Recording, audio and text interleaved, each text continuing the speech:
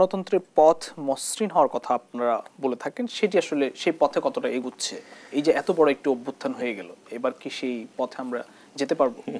আমাদের সহ-আলোচক সেলিম ভাই যে কথাগুলো এর আগের আলোচনায় যে বলছিলাম তার সাথে একেবারে সহমত পোষণ করছি। সঙ্গে সঙ্গে আপনাকে এটা বলতে চাই যে গণতন্ত্র এমন একটা বিষয় যে গণতন্ত্র হচ্ছে চর্চার ব্যাপার। আপনার গণতন্ত্র তো পুঁথিগত খালি কেতাবে থাকলে হবে না, বাস্তবে এটা আপনার চর্চার মধ্যে আসতে হবে।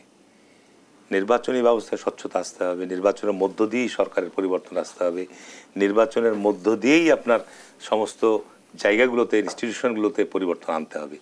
এইটা যদি আমরা গড়ে তুলতে পারি তাহলে দেশে আইনের শাসন থাকবে, আমরা জবাবদিহিতার মধ্যে আসবে, আপনার যে কোনো প্রতিষ্ঠানগুলো জবাবদিহিতার মধ্যে আসবে। তো আমাদের তো গত 50 বছরে আমরা, যেটা আমাদের দুর্ভাগ্য যে দেশের স্বাধীনতার পর থেকেই আমরা গণতন্ত্রের জন্য লড়াই করেছি। পাকিস্তান আমলে তারাই গণতন্ত্রকে হত্যা করেছে, আবার গণতন্ত্রের যাত্রা শুরু হয়েছে, আবার গণতন্ত্র হোঁচট খেয়েছে।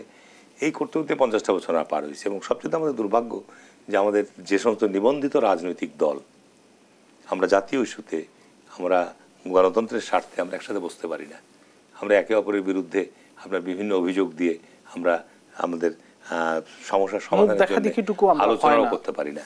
তো এইটা আমাদের গত 50 বছর থেকে চলে আসছে। এইটার পরিবর্তন আনতে হবে। আপনি রাষ্ট্রীয়ভাবে নিবন্ধন দিচ্ছেন বিভিন্ন রাজনৈতিক দলকে, তারপরে জাতীয় প্রয়োজনে গণতন্ত্রের স্বার্থে আমরা একসাথে জাতীয় ইস্যুতে আমরা একসাথে বসতে পারছি, আলোচনা করতে পারছি না। আলোচনা ছাড়া তো কোনো বিকল্প নাই। আলোচনা করেই আপনাকে সমাধানের পথ খুঁজতে হবে। এছাড়া যদি বলেন যে আমি ওর সাথে আলোচনায় বসবো না, ওর সাথে আলোচনায় বসবো না, এটা আমি মানবো না, ওইটা মানবো না, এটা আলোচনায় বসে আপনাকে পথ খুঁজতে হবে। গণতন্ত্রের প্র্যাকটিসটাই তো সেটা, সৌন্দর্যটা সেটাই। ভিন্ন মত থাকবে। আজকে বাংলাদেশে এতগুলো রাজনৈতিক দল, তাদের প্রত্যেকেরই আলাদা আলাদা মত পথ, প্রত্যেকেরই ভিন্ন। এবং এটা আপনাকে ছেড়ে দিতে হবে। মত প্রকাশের স্বাধীনতা জায়গাটাকে আপনাকে উন্মুক্ত রাখতে হবে, যে তারা জনমত গঠন করুক। জনগণ যদি তাদের সেই মত পথকে তারা গ্রহণ করে, ভালো কথা, তারা গ্রহণ করবে। কিন্তু আপনাকে রাষ্ট্রীয় শক্তি ব্যবহার করে কাউকে দমানো, তাকে নিপীড়ন করা, নির্যাতন করা, তাহলে আপনি কিন্তু যেটা বলছেন যে কোনো দলকে নিষিদ্ধ করে দেওয়া বা কোনো রাজনৈতিক কর্মকাণ্ডকে প্রতিহত করা, এর মধ্যে দিয়ে কিন্তু সমাধান খুঁজতে গেলে আমরা অন্যান্য দেশে যেরকমটা দেখি যে জাতীয় ইস্যুতে সবগুলো দল একসাথ হয়ে যায়, আমরা আমাদের দেশে রাষ্ট্র এবং গণতন্ত্রের স্বার্থে সেরকম এক হতে কি আমরা দেখি? আমি সেটাই তো বললাম আপনাকে, যে পাশে ভারতও দেখেন না কেন। আজকে ভারত পাকিস্তান যে উত্তেজনা তৈরি হয়েছে, আজকে সমস্ত বিরোধী দল সমর্থন দিচ্ছে। আজকে সব একতারা। ইভেন ভারতের মতো রাষ্ট্রে একটা যুক্তরাষ্ট্রীয় ব্যবস্থা, তাদের এতগুলো রাজ্যে আলাদা আলাদা সরকার আছে। সব রাজ্যে কিন্তু বিজেপি সরকার নাই। বিজেপিও একটা কিন্তু কোয়ালিশন সরকার, সেখানে অনেকগুলো দল নিয়ে তারা সরকার গঠন করেছে। তো ভারতের মতো জায়গায় সাংবিধানিক শাসন বিদ্যমান, নির্বাচন নিয়ে তাদের প্রশ্ন নাই, যে কারণে দেখেন তারা একটা যুক্তরাষ্ট্রীয় ব্যবস্থা তারা সৃষ্টি করতে পেরেছে এই 70-80 বছরের স্বাধীনতার পর থেকে। কিন্তু আমরা আমাদের এই রাষ্ট্রে আপনার যে রাজনৈতিক দলগুলো, আমরা এই জায়গাটাতে আমরা পৌঁছতে পারিনি। কারণ কি, যে আমরা যদি ফেয়ার এবং সুষ্ঠু নিরপেক্ষ নির্বাচনের মধ্য দিয়ে পরিবর্তনগুলো নিশ্চিত করতে পারতাম এবং অন্য শক্তি যদি এখানে হস্তক্ষেপ না হতো, তাহলে আপনার আমাদের চেহারা চিত্র সব পরিবর্তন হতো। আমি মনে করি যে আমাদের এই গত 15 বছরের মধ্যে যেটা শিক্ষা হয়েছে, এবং এটা আমরা সবাই মিলে রাষ্ট্রটাকে নষ্ট করেছি। রাজনৈতিক দলগুলোকে দায় দিবেন? না না, রাজনৈতিক দল একা তো এটা সম্ভব না। এই যে গত 15 বছর যে আপনার যে রাষ্ট্রের যে কাঠামোর মানে পতন হয়েছে, এখানে তো শুধু রাজনৈতিক দল দায় দিলে পারবেন না। এখানে বিচার বিভাগ জড়িত, এখানে সেনাবাহিনী জড়িত হয়েছে, সশস্ত্র বাহিনী জড়িত হয়েছে, এখানে আপনার পুলিশ জড়িত হয়েছে, প্রশাসন জড়িত হয়েছে।